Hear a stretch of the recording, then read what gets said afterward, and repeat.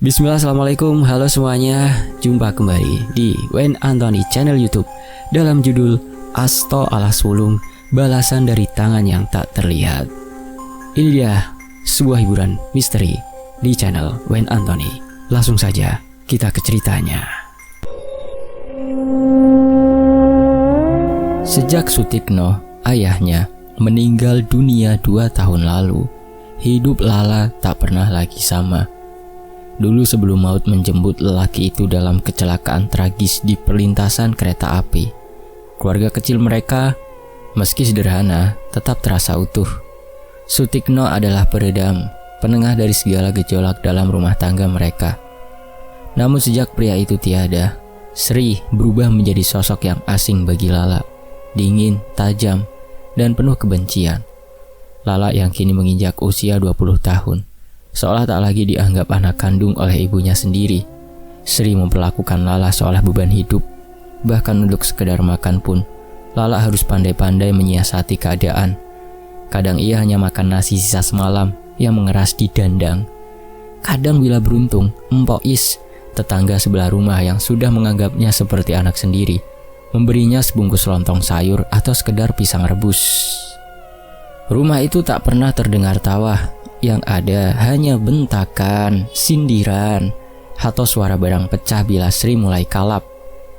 "Dasar anak sial," herdik Sri suatu pagi ketika Lala terlambat menyapu halaman. "Kalau saja bapakmu gak mati mendadak, aku gak bakal harus ngurusin kamu yang gak tahu diri." Lala hanya terdiam, mulutnya mengatup rapat. Sudah terlalu sering kalimat serupa menghantam telinganya. Ia tak lagi menangis. Air matanya seolah sudah kering. Dalam diam, Lala hanya menunduk, menyapu dedaunan kering yang berterbangan di pelataran rumah mereka yang sudah mulai rapuh, atap bocor, dinding retak, dan pagar bambu yang mulai lapuk, seperti hatinya yang lama-lama kropos. Hubungan mereka memang tak pernah sejalan. Namun sejak kepergian Sutikno, Sri seperti kehilangan kendali atas dirinya sendiri. Ia lebih banyak murung, bicara sendiri, dan kerap duduk di sudut dapur sambil menatap api di tungku yang menyala. Ada kalanya Sri melamun begitu lama, sampai-sampai air di panci kering dan menimbulkan bau gosong. Namun anehnya, keburukan Sri hanya ditumpahkan pada Lala. Kepada orang lain, Sri masih bisa bersikap manis, bahkan seperti tak terjadi apa-apa. Di hadapan warga dusun, ia masih dikenal sebagai janda tangguh, yang kuat membesarkan anak sendirian. Padahal siapapun yang melongok ke dalam rumahnya pasti akan melihat wajah pucat Lala yang semakin kurus, mata sayu, dan tubuh yang mulai menyusut seperti layangan kertas. Seperti orang yang keterbelakangan mental. Harusnya di usia segitu, Lala sudah bisa mandiri. Tapi bentakan demi bentakan, itu yang membuat Lala semakin rendah diri. Di dusun kecil itu, kabar buruk memang cepat menyebar, tapi lebih cepat lagi dibungkam. Warga tahu bahwa Sri dan Lala tak pernah akur, tapi siapa pula yang mau ikut campur? Mereka hanya berbisik-bisik di belakang. Beberapa menyayangkan sikap Sri yang makin hari makin keras. Namun tak ada yang benar-benar bertindak, apalagi sejak Sri diketahui sering mendatangi rumah dukun tua di ujung dusun, namanya Mbah Jirat. Orang-orang bilang Sri pernah minta pegangan untuk melindungi rumahnya dari maling atau gangguan roh jahat. Tapi tak sedikit yang percaya Sri meminta hal lain. "Dia itu kayak kesambet, Mo," kata Mpok Is suatu sore pada suaminya. "Kasihan si Lala, makan aja susah, tidur cuma beralaskan tikar tipis, tapi tak ada yang mau angkat suara." Suaminya hanya mengangguk. "Ya, nanti kita usahakan agar bisa musyawarah bareng warga." Sayangnya Lala bukan gadis pembangkang. Ia diam bukan karena tak berani, tapi karena lelah. Setiap kali ia membela diri, Sri selalu punya cara untuk melukai lebih dalam, bukan hanya secara fisik, tapi juga batin. Kalimat-kalimat penuh racun sering keluar dari mulut perempuan itu. "Kamu tahu kenapa bapakmu mati?" kata Sri suatu malam. Suaranya serak dan penuh dendam. "Itu semua karena kamu. Dia kecelakaan karena habis mengantar kamu mencari pekerjaan. Kalau saja kamu tidak merengek minta diantar." Lala tertunduk. Ucapannya tercekat di kerongkongan. Ia masih ingat betul hari itu, betapa ia menunggu sang ayah menjemputnya di depan sebuah pabrik. Sutikno datang terlambat, wajahnya tergesa, dan tak lama setelah itu, kabar buruk datang. Sutikno tertabrak kereta saat hendak memutar balik pulang setelah mengantar Lala. Untung Lala tidak ikut saat kejadian itu. Tapi tragedi itu menghantam Lala seperti palu godam. Tuduhan ibunya jauh lebih menyakitkan daripada itu. Hari-hari berlalu dalam sunyi yang pekat. Lala tetap menjalani hidupnya seperti biasa. Meski jauh dari kata layak, ia tak lagi berani mengeluh. Hanya pada Mpok Is ia kadang mencurahkan isi hati. Walau jarang, lebih sering ia hanya duduk di beranda rumah Mpok Is, menatap senja yang tenggelam di balik sawah. "Kalau kamu capek dengan semua itu, kamu boleh tinggal di sini, Nak," kata Mpok Is suatu malam. "Rumahku memang sepi, tapi di sini tidak akan ada yang menyakitimu." Lala tersenyum tipis. Tawaran itu bagai cahaya kecil dalam lorong yang gelap. Namun ia belum siap pergi. Di sudut hatinya masih tersisa harapan kecil bahwa ibunya akan berubah, bahwa semua ini hanya sementara, bahwa mungkin suatu hari nanti Sri akan kembali menjadi ibu yang ia kenal dulu, yang dulu menenangkannya saat petir menyambar, yang dulu menyanyikan tembang Jawa sebelum tidur. Namun harapan itu makin lama makin meredup. Perlakuan Sri semakin menjadi-jadi. Langit sore di dusun Jatisari tampak berwarna jingga pudar. Cahaya matahari merambat turun perlahan, menyelinap di balik pohon randu yang tua dan menjulang di sisi jalan tanah. Lala melangkah pelan. Sandal jepitnya menyentuh tanah berdebu, sesekali menggesek kerikil kecil yang berserakan. Udara sore terasa gerah, tapi pikirannya jauh lebih panas dari cuaca. Ia baru saja dari warung Mpok Is, mengantar rantang kosong dan berbincang sejenak. Di tengah perjalanan pulang itulah ia tanpa sengaja ketemu Ari, pemuda sebaya yang dikenal banyak orang karena keterbatasannya. Ari adalah anak Pak Ilin, tukang kayu di dusun itu, yang sejak kecil mengalami kelainan pada cara bicaranya dan sedikit pada cara berjalan. Meski begitu, Ari dikenal ramah, tak pernah menyakiti siapapun, dan selalu tersenyum, walau sering jadi bahan ejekan anak-anak kecil. Ari menyapa Lala duluan. "Mau pulang, La?" Lala tersenyum. "Iya, barusan dari tempat Mpok Is. Kamu dari mana?" Dari sungai ngambil bambu patah," jawab Ari, agak terbata tapi tetap bersemangat. Tangannya menggenggam beberapa bilah bambu kecil yang tampaknya hendak ia jadikan mainan atau kerajinan sederhana. Tanpa banyak bicara, mereka berjalan beriringan. Langkah Lala tenang, Ari sedikit terpincang, tapi senyum mereka menghangatkan jalan desa yang mulai sepi. Bagi Lala, keberadaan Ari tak pernah menjadi beban. Justru Ari sering membantunya, membuatnya lupa sejenak dari penderitaan di rumah sejak bapaknya meninggal. Tak ada penghakiman, tak ada omelan, hanya keheningan yang menenangkan. Namun ketenangan itu hanya berlangsung sampai mereka memasuki halaman rumah. Sri sudah berdiri di depan pintu, tangannya menyilang di dada, wajahnya keras seperti batu. Tatapan matanya menajam, tak berkedip menatap keduanya, seolah seekor ular yang siap mematuk mangsanya. "Kamu dari mana aja, ah?" Sri langsung membentak, bahkan sebelum Lala sempat membuka mulut. "Aku cuma jalan bentar kok, Bu. Dari tempatnya Mpok Is nggak kemana-mana," jawab Lala hati-hati. "Oh, malah jalan sama si Ari. Astagfirullah, Lala. Kamu ini perempuan, kok bisa-bisanya jalan bareng sama anak cacat kayak dia? Apa kamu tidak punya malu?" Ari tersentak, kepalanya tertunduk, wajahnya memucat. Lala langsung berdiri di depan Ari, melindunginya. "Jangan ngomong gitu, Bu. Ari nggak salah apa-apa." Sri melangkah maju, nadanya semakin tinggi. "Kamu tuh kenapa sih? Dari kecil udah susah diatur, bikin malu. Kalau udah gak punya harga diri, jangan bawa-bawa nama keluarga." "Ari itu temen, Bu. Dia gak ganggu siapa-siapa." "Teman? Hah? Jangan-jangan kamu udah gak punya malu sampai ngejar-ngejar laki-laki kayak dia. Apa kamu mau ditertawakan orang satu dusun, hah?" Lala mulai gemetar, wajahnya merah, dadanya sesak. "Cukup, Bu. Jangan rendahin orang lain kayak gitu. Kalau ibu benci aku, jangan bawa-bawa Ari." Sri menampar bibir Lala dengan keras. Prak! Suara tamparan itu terdengar nyaring, mengiris udara sore yang tadinya hening. Ari terperanjat, mundur 2 langkah. Lala memegang pipinya, matanya mulai berkaca. "Kamu makin kurang ajar ya." Sri menunjuk-nunjuk wajah anaknya. "Sudah dikasih makan, dikasih tempat tinggal, malah ngelawan. Kalau kamu pengen jadi perempuan murahan, keluar aja dari rumah ini." Perempuan murahan? Suara Lala tercekat. Ia menatap ibunya tajam. "Ibu tahu nggak, selama ini aku diam bukan karena aku salah, tapi karena aku masih punya rasa hormat. Tapi sekarang aku capek, Bu." Sri menantang balik, wajahnya menegang. "Hormat? Kamu tuh cuma sisa hidup dari bapakmu. Bikin dia mati juga karena kamu. Jangan sok-sok ngajarin aku." Ari tak tahan. Ia mengambil langkah pelan berniat menjauh, tapi Lala menahan dengan bajunya. "Maaf Ri, kamu harus pulang dulu. Aku bakal nyusul nanti ya." Ari menatap Lala, wajahnya cemas, tapi ia menurut. Ia berbalik dan berjalan cepat menjauh, meninggalkan Lala yang kini berdiri sendiri menghadapi badai.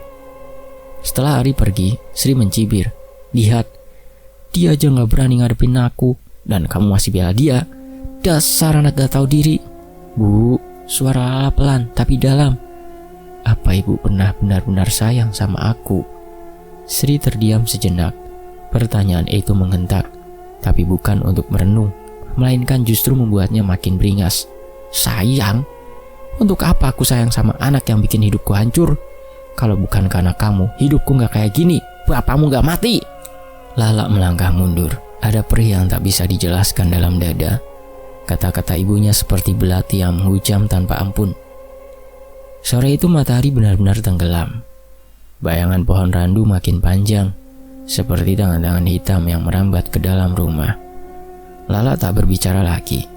Ia masuk ke dalam, mengunci pintu kamarnya, dan menangis dalam diam. Di luar Sri masih memaki.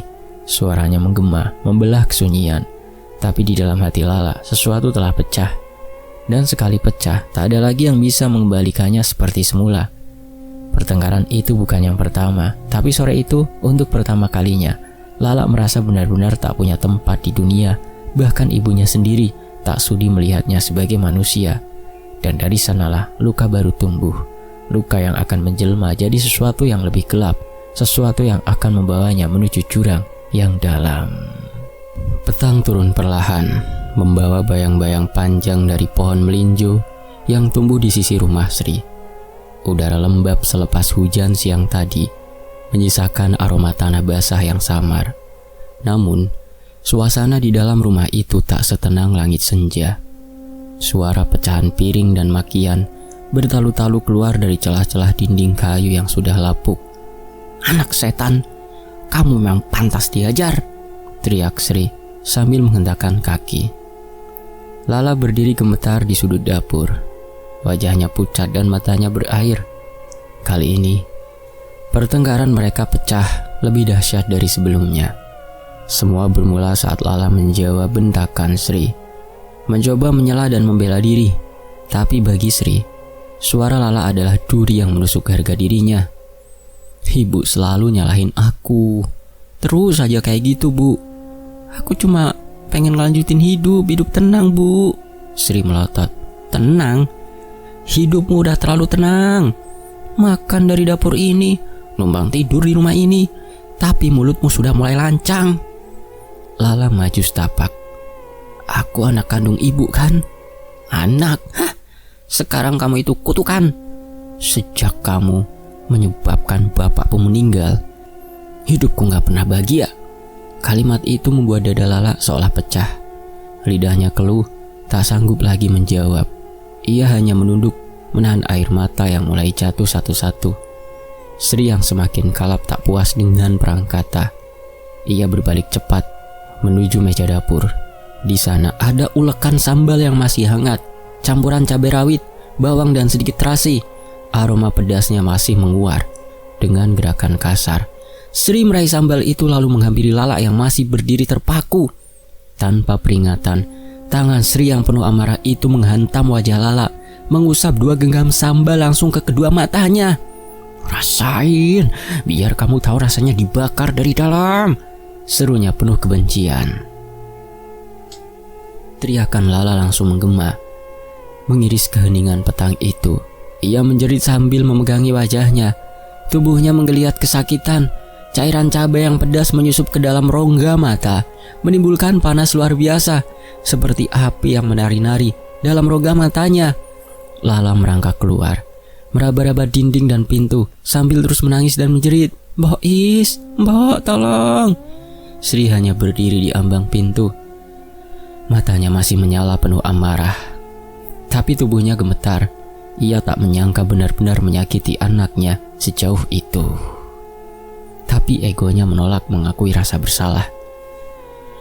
Dari seberang jalan, Mpok Is yang mendengar jeritan itu langsung keluar rumah. Ia berlari kecil mendekat, lalu mendapati Lala tergeletak di tanah, menggeliat. Wajahnya basah air mata dan sambal.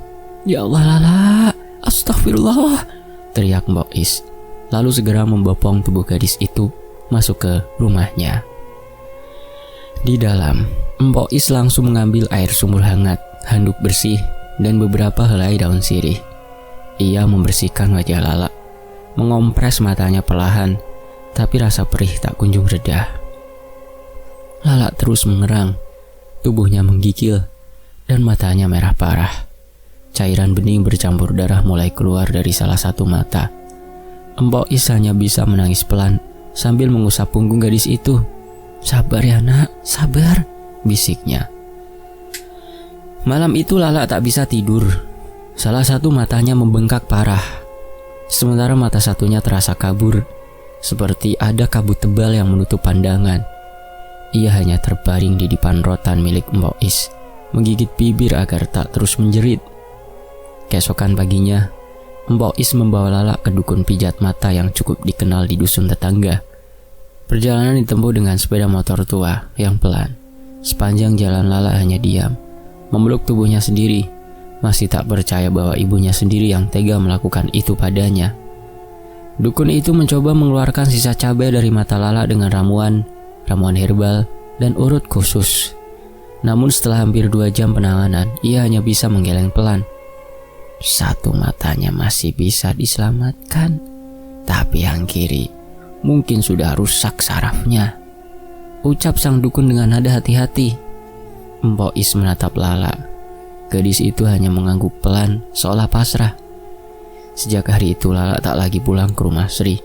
Ia tinggal di rumah Mpok Is, tidur di kamar kecil yang biasa dipakai cucu Mpok saat liburan.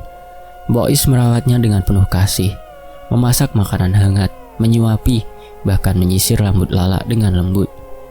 Namun sesuatu telah berubah dalam diri Lala. Matanya kini berlainan. Mata kanan tampak biasa meski terlihat sedikit lelah, tapi mata kiri memucat, tak fokus, seakan menatap ke tempat yang berbeda. Warna irisnya mulai menggelap, seperti terselimuti kabut. Warga yang sempat melihatnya dari dekat hanya bisa bergidik. "Ada yang aneh dengan matanya," bisik salah satu tetangga. "Kayak bukan mata manusia." Tapi Lala tak peduli. Sejak kejadian itu, ia tak banyak bicara. Hatinya hancur, tapi bukan dengan tangisan. Ia merawat luka. Di dalam dadanya tumbuh sesuatu yang lain, dingin, tajam, dan menunggu waktu untuk meledak. Mata yang berlainan itu bukan hanya luka fisik. Ia adalah penanda bahwa cinta seorang anak bisa mati, dan saat cinta itu berubah menjadi dendam, tak ada batas yang tak bisa dilanggar. Hari-hari berlalu, tapi luka itu tetap tinggal. Tidak hanya luka pada mata Lala yang kini berlainan warna. Kanan masih tajam seperti dulu, sedang yang kiri pucat dan seperti menatap dunia lain. Tapi juga luka di dalam dadanya. Luka itu mengendap, menyesak, dan menumbuhkan sesuatu yang jauh lebih gelap dari sekedar kesedihan, dendam. Lala tak pernah lagi menjejakkan kaki ke rumah yang dulu ia sebut ibu. Sejak insiden itu, ia menetap di rumah Mpok Is, perempuan tua yang baik hati. Rumah Mpok Is terasa lebih seperti rumah ketimbang tempat asal Lala sendiri. Di sana ia disayang, diberi makan dengan layak, bahkan dibelikan kain panjang baru agar Lala bisa mengenakan sesuatu yang pantas saat pergi ke pengajian atau pasar. Kalau kamu butuh apa-apa, ngomong aja ya nak, ucap Mbok I suatu malam, mengelus rambut Lala yang tergerai. Mbok tahu rasanya diperlakukan seperti gak punya arti. Lala hanya tersenyum tipis. Tapi dalam hatinya badai belum reda.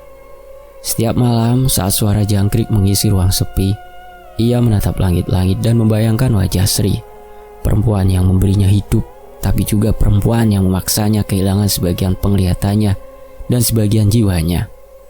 Aku gak akan biarin dia tidur tenang, gumam Lala suatu malam, sambil menekan mata kirinya yang masih terasa panas meski sudah berminggu-minggu berlalu.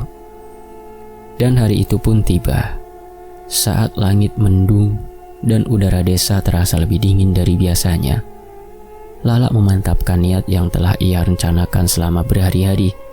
Ia akan mencari dukun, tidak sembarang dukun, tapi dukun yang dikenal orang-orang dusun sebagai tangan gelap dari hutan wulung. Namanya Mbah Rawis, lelaki tua yang tinggal di pinggiran hutan, jauh dari jalan umum, dan konon bisa membuat orang tersungkur hanya dengan mengunyah daun sirih. Lala tak pergi sendiri, ia mengajak Ari. Pemuda itu menolak pada awalnya, merasa takut dan tak enak hati. Tapi Lala memohon dengan suara bergetar, mengatakan bahwa ini bukan sekedar balas dendam. Ini soal harga diri, soal menuntut keadilan atas tubuh dan jiwa yang telah dilukai. Aku gak mau ibu dibunuh. Aku cuma mau dia ngerasain, ucap Lala pelan. Ngerasain apa yang aku rasain waktu mataku dibakar. Ari akhirnya mengangguk. Meski dengan berat hati, mereka berjalan kaki selama hampir beberapa jam, menembus jalan setapak berbatu, melewati ilalang dan bau tanah hutan yang lembab. Saat sampai di rumah Mbah Rawis, matahari nyaris tenggelam, dan rumah riat itu berdiri seperti hantu yang menyamar menjadi gubuk. Pintu rumah terbuka sendiri, seperti sudah menanti. Di dalam ruangan gelap hanya diterangi pelita kecil. Bau menyan bercampur kemenyan menusuk hidung. Di pojok ruangan duduklah Mbah Rawis. Tubuhnya kurus, kulitnya keriput bagai kulit kayu, tapi sorot matanya menyala, tajam seperti ular. Tekadmu sudah bulat, nak. Aku tahu apa yang kau mau, kata Mbah Rawis, bahkan sebelum Lala mengatakan apa niatnya. Lala menelan ludah, kakinya sedikit gemetar, tapi tekadnya tak runtuh. Aku ingin ibu disakiti, biar dia tahu rasanya disakiti anak sendiri. Mbah Rawis tertawa pelan, suara tawa yang seperti bunyi bambu patah. Gampang, tapi ada imbalannya. Ilmu ini tidak datang cuma dengan kata-kata. Lala menatap dukun itu dalam diam. Ia tahu pasti akan ada harga yang diminta, tapi ia tak menduga bahwa harga itu adalah dirinya sendiri. Menumbalkan diri, menyerahkan diri ke iblis.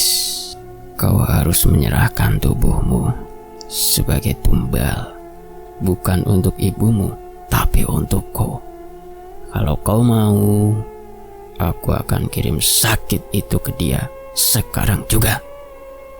Ari yang berdiri di belakang Lala langsung menarik lengannya. Lala, jangan, pulang aja. Kita cari cara lain. Tapi Lala menepis. Ia menatap mata dukun itu dengan mata sebelah. Dendam di dalam dirinya lebih kuat dari rasa malu, lebih kuat dari rasa takut. Baiklah, kalau itu imbalan yang harus aku berikan, aku siap, bisiknya lirih. Lala menyerahkan tubuhnya malam itu juga di atas tikar tua yang berbau tanah dan darah kering. Ia menutup matanya dan membiarkan dirinya direnggut oleh sesuatu yang ia tahu akan menghancurkannya perlahan. Tapi dendam membuatnya rela. Ia tak menangis, tak menjerit. Tubuhnya mati rasa, jiwanya tak lagi utuh. Singkat cerita, setelah semuanya usai, Mbah Rawis duduk di depan tungku kecil, merapal mantra sambil membakar kemenyan dan rambut milik Sri yang entah bagaimana sudah ada dalam genggamannya. Asap ini akan mencari dia, memburunya, menyusup ke dalam mimpinya, ke dalam darahnya. Dalam seminggu dia akan mulai lemah, lalu tubuhnya akan membusuk dari dalam. Lala hanya mengangguk. Mata kirinya menatap kosong ke arah tungku. Mata itu, mata yang berlainan, kini seolah menyerap kegelapan dari ruangan itu dan menyimpannya sebagai bagian dari dirinya. Ari tak bicara apa-apa sepanjang perjalanan pulang. Ia hanya menggenggam tangan Lala, tangan yang dingin dan tak lagi terasa seperti tangan gadis biasa. Sesampainya di rumah Mbok Is, Lala langsung masuk kamar dan mengunci diri. Malam itu ia tak makan, tak bicara, hanya menatap langit-langit sambil mengusap perutnya sendiri. Satu bagian dari dirinya telah mati, tapi dendamnya baru saja hidup. Sudah sebulan berlalu sejak Sri merasakan perubahan ganjil pada tubuhnya. Awalnya hanya nyeri-nyeri ringan di punggung dan tengkuk. Ia mengira itu hanya akibat usia dan lelah bekerja, tapi lama-kelamaan nyeri itu menjalar. Setiap kali bangun tidur, tubuhnya terasa seperti dipukuli semalaman. Urat-urat seperti ditarik paksa, persendian kaku, dan kepala berdenyut tak henti. Rasa sakit itu bukan sakit biasa. Setiap pagi ia memandang tubuhnya di cermin usang di ruang tengah. Ada lebam-lebam keunguan di bawah lengan, di sisi perut, bahkan di bagian paha yang tak mungkin terantuk benda keras dalam tidurnya. Lebam itu muncul seperti lukisan misterius di tubuhnya. Tak ada luka terbuka, hanya bekas seolah tangan tak kasat mata mencubit dan menekan kulitnya dengan amarah. Sri mulai ketakutan, namun ketakutan itu tak ia tunjukkan pada siapapun. Ia tetap keluar rumah tiap pagi, menyapu halaman, menanak nasi, dan menyapa tetangga dengan senyum pura-pura. Tapi senyum itu hanya bertahan sebentar, karena malam-malamnya berubah menjadi siksaan. Mimpi buruk datang seperti tamu yang tak diundang dan tak pernah mau pulang. Setiap malam Sri bermimpi berjalan di hutan gelap, dikejar makhluk-makhluk tinggi besar dengan mata merah menyala. Kadang ia bermimpi tubuhnya dililit ular besar, lidahnya ditarik hingga robek, atau ia tenggelam di sumur hitam dan tak bisa naik kembali. Dan di setiap ujung mimpi itu selalu ada sosok Lala, berdiri jauh dengan wajah setengah cahaya, mata kanan tajam menatap Sri, sedang mata kiri tampak buram dan mati. Lala tak pernah berkata apa-apa, hanya tersenyum tipis, senyum yang dulu pernah Sri ingat saat anak itu masih kecil. Tapi kini senyum itu menakutkan. Sri terbangun dengan tubuh basah oleh keringat dingin. Nafasnya megap-megap. Jantungnya berdetak liar seperti baru diserang makhluk gaib. Dalam gelapnya kamar, ia menatap langit-langit yang retak. Dan untuk pertama kalinya, ia merasa rumah itu terlalu sunyi. Sejak Lala pergi, rumah itu memang kosong. Bukan hanya karena suara bentakan tak lagi terdengar, tapi karena sesuatu yang tak kasat mata kini terasa hadir. Bayangan di pojok dinding sering bergerak sendiri. Lampu minyak padam tanpa sebab. Dan tikar yang digelar untuk tidur terasa dingin walau diselimuti kain tebal. Sri mulai sering bicara sendiri. Kadang ia menyalakan dupa dan menaburkan garam ke setiap sudut ruangan. Ia bukan tak tahu ilmu gelap. Ia pernah beberapa kali meminta perlindungan dari dukun kampung untuk hal-hal remeh. Tapi yang kini ia rasakan bukan sekedar gangguan makhluk halus. Ini seperti amarah yang ditanam dan disiram setiap hari, sampai tumbuh menjadi sesuatu yang ganas.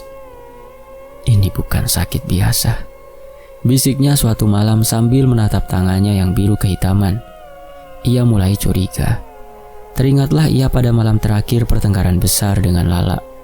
Malam ketika cabai itu ia lumurkan ke mata anaknya. Ia tak tahu dari mana datangnya keberanian itu waktu itu.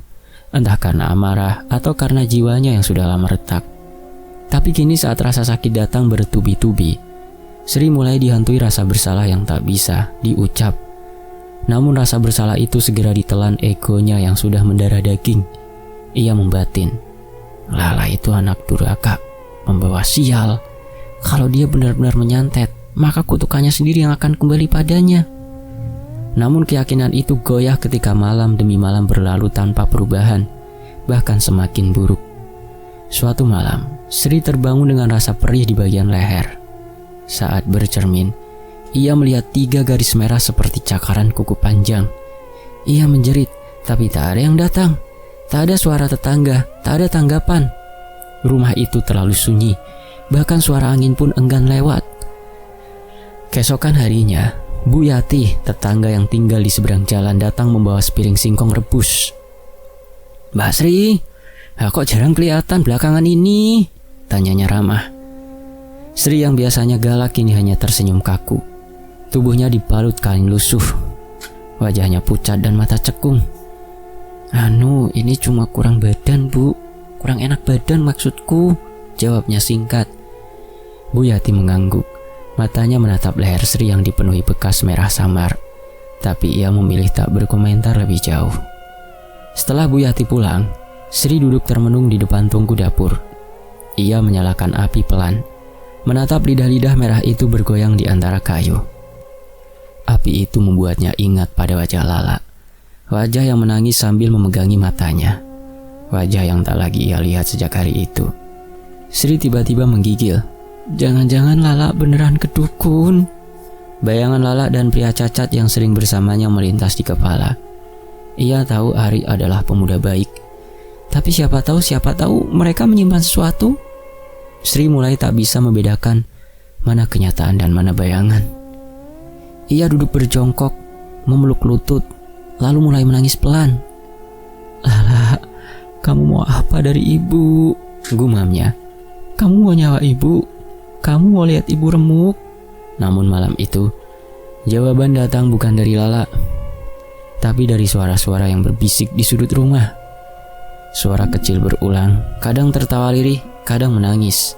Lampu mati sendiri, api di tungku padam, dan angin dingin tiba-tiba menerobos celah-celah jendela. Sri menjerit dan berlari ke bilik tidur. Ia menutup tubuh dengan selimut tipis dan terus membaca doa yang ia hafal sejak kecil. Tapi doa itu tak lagi mengusir rasa takut.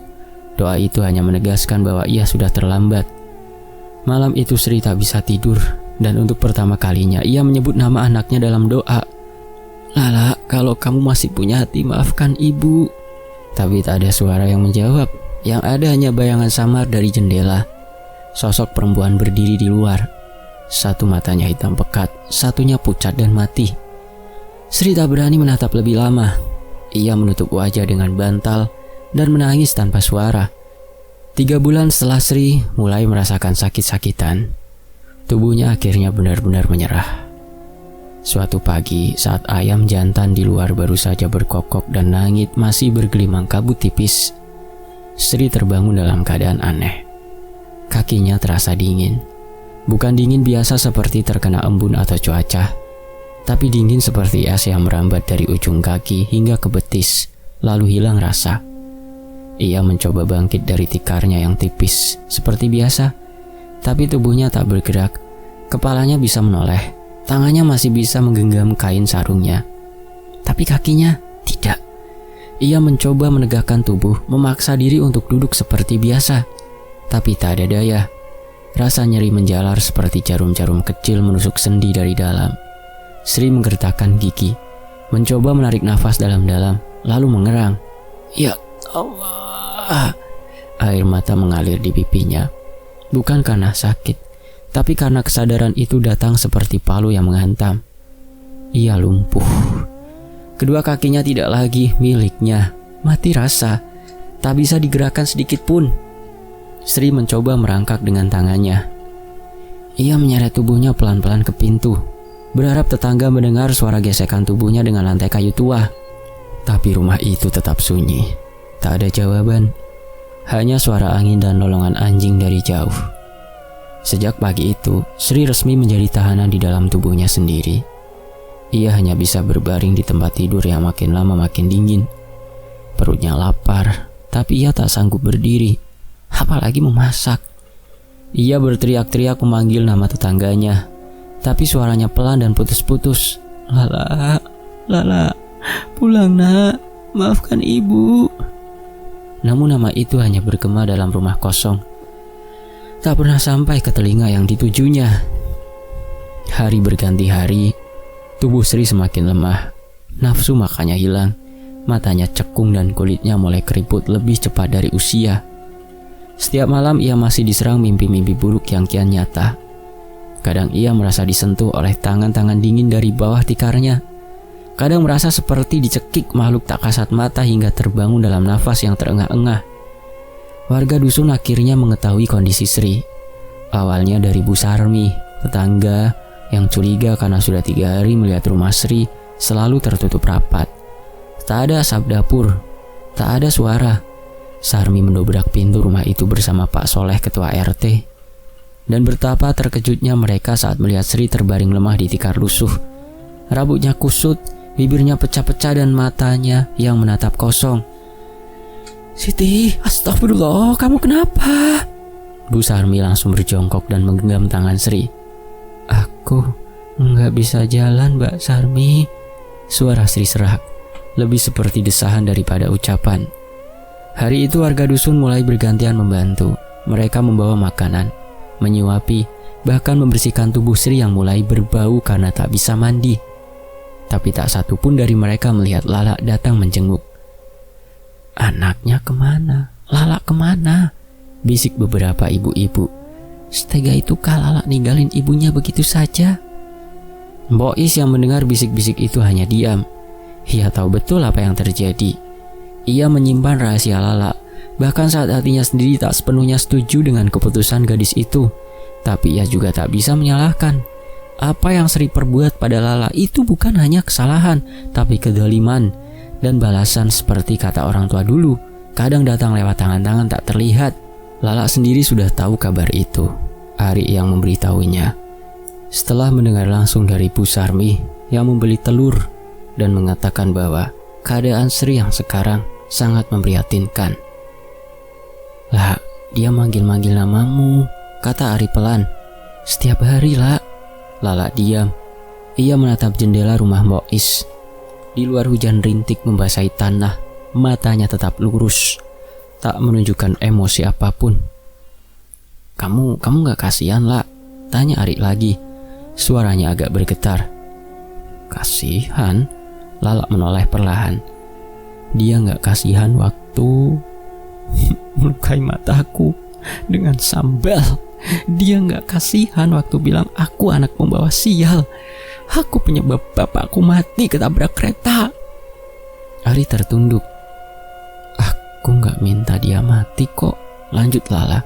"Aku cuma mau dia tahu rasanya hidup tanpa daya, rasanya dihina dan ditinggal, itu aja." Malamnya, Lala duduk sendiri di bilik belakang. Di depannya sisa abu dari rambut Sri yang dulu ia bawa ke Mbak Rawis masih disimpan dalam mangkuk kecil. Ia menyalakan kemenyan pelan, lalu menatap api kecil itu. "Sudah cukupkah ini semua?" bisik hatinya. Namun tak ada jawaban. Yang ada hanya suara semilir angin dari luar, membawa aroma tanah basah dan sesuatu yang asing, seperti bau daging yang mulai membusuk. Lala tahu efek santet itu sudah masuk ke fase akhir. Ia tahu dari mimpi-mimpi aneh yang kini mulai menyapanya. Mimpi melihat ibunya dikerubuti makhluk hitam tanpa wajah. Mimpi lantai rumahnya berdarah. Mimpi bayangan Sri merangkak memanggil-manggil namanya dengan suara parau. Tapi Lala tak mengusir mimpi itu. Ia menerima karena bagi dirinya semua itu adalah bagian dari hukuman yang layak.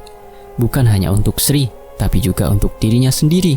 Karena dendam, betapapun terasa adil, tetap menyisakan luka bagi siapapun yang memeliharanya. Di sudut rumah Sri yang mulai lembab dan dingin, perempuan itu kini lebih banyak diam. Kadang matanya hanya menatap langit-langit rumah. Bibirnya bergetar tanpa suara. Tangannya meraba-raba udara, seolah mencari seseorang. "Halah, nak, pulanglah, maafkan ibu." Tapi Lala tak pernah datang. Dan rumah itu makin lama makin sepi, sampai hanya suara detak jantung Sri yang tinggal menghitung hari. Di atas tikar lusuh yang sudah lama tak terganti, Sri masih terbaring kaku. Tubuhnya kurus. Kulitnya mengeriput seperti daun yang sudah lama tertimpa panas dan hujan. Matanya menatap kosong ke langit-langit, tapi sesekali bergerak-gerak liar, seolah mengikuti sesuatu yang hanya bisa ia lihat. Mulutnya komat kamit, suara parau seperti sedang membaca sesuatu yang tak terbaca. "Iya, aku ngerti. Ojo nyekso aku. Duh Gusti, nyuwun pangapunten," bisiknya lirih. Sudah hampir 1 minggu Sri tak bisa tidur dengan tenang. Setiap malam, ia selalu melihat makhluk-makhluk aneh duduk di sekelilingnya. Ada yang bertubuh tinggi menjulang dengan wajah hitam tak bersorot mata. Ada pula yang bertubuh kerdil, berjalan merayap di lantai dengan tangan panjang, lidah terjulur hingga ke perut. Mereka tak bicara, hanya menatap Sri dengan diam, seperti sedang menunggu sesuatu, menunggu waktu. Setiap kali ia menutup mata, suara-suara itu muncul, kadang seperti nyanyian Jawa kuno, kadang seperti tawa anak kecil yang dicampur tangis. Dingin yang menyentuh tubuhnya bukan lagi dingin angin malam biasa. Dingin itu terasa seperti dari dunia lain. Dingin yang membawa bau anjir darah dan kemenyan yang terbakar di tanah kubur. Dan malam itu, Sri merasa waktunya benar-benar dekat. Ia ingin tidur, tapi tubuhnya tegang. Setiap tarikan nafasnya seperti dihirup dari dalam air. Jantungnya berdebar cepat, terlalu cepat, hingga ia merasa dadanya seperti akan meledak. Ia mencengkeram kain sarung yang menyelimuti pinggangnya, menahan rasa nyeri yang datang bergelombang. Tiba-tiba, pintu depan rumah terbuka perlahan. Angin malam masuk, membawa aroma yang sangat dikenalnya. Wangi minyak kelapa dan bunga kenanga. Bau khas yang selalu dipakai Lala. Tapi kini aroma itu bukan menenangkan, melainkan memekatkan ketakutan. Langkah kaki terdengar menyusuri lantai. Tap, tap, tap. Sri memutar kepala dengan susah payah. Dari balik bayangan gelap pintu bilik, muncullah sosok yang sangat ia kenal.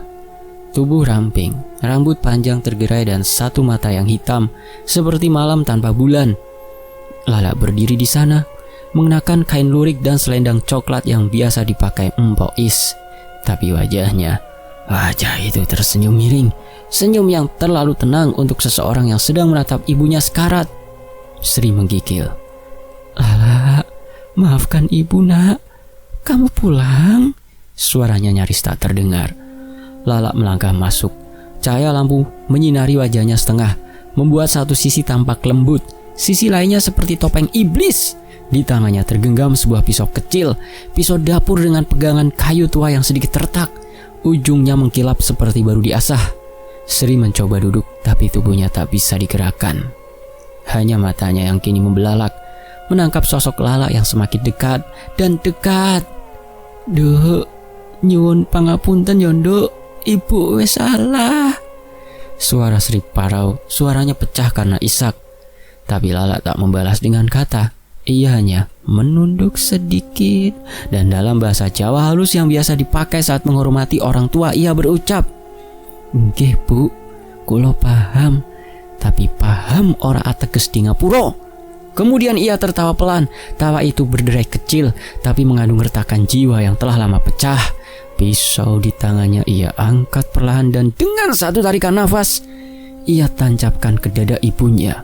Plis! Tepat di bawah tulang dada, menusuk jantung yang selama ini menyimpan benci. Sri menjerit sekali, tapi jeritan itu langsung terhenti oleh tancapan kedua.